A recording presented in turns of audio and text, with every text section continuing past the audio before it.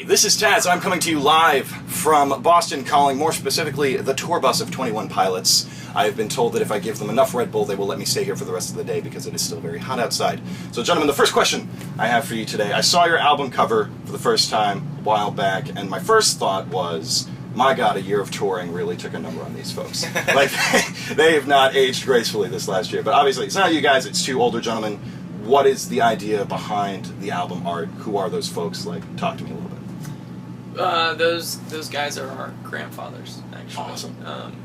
Both on our dad's side. And one, we've never seen that before, and we thought that would be cool to put our grandpas on the CD cover. And two, it kind of goes along with the title of the album, which is Vessel. And when I think of that word, I think of kind of an outward thing that's holding something a lot more important. Like, you know, if you think about our bodies someday will age, whether it's, you know, nice or not.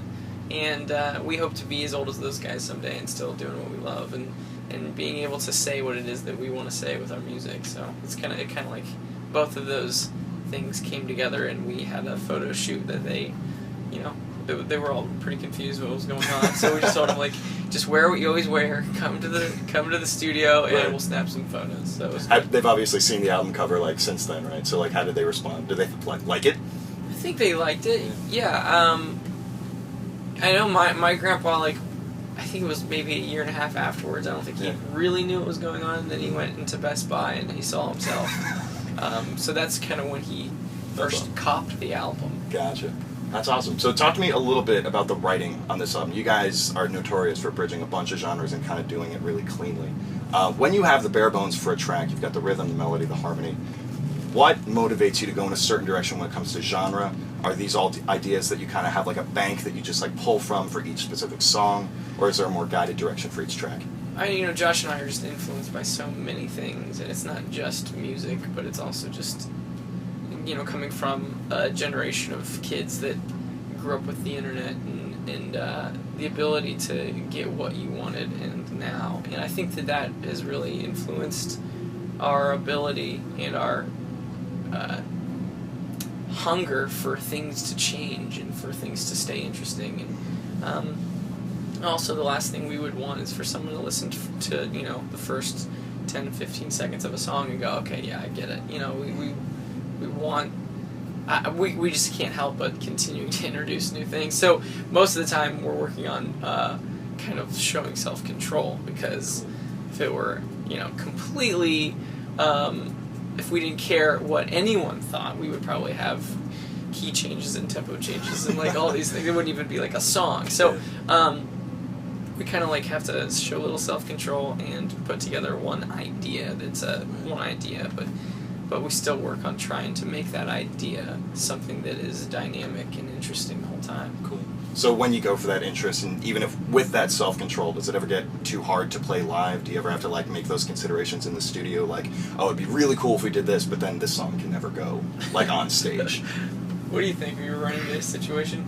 The toughest part is, because I'll come up with an idea, specifically like on the drums, and Josh will look at me and go, "That's impossible."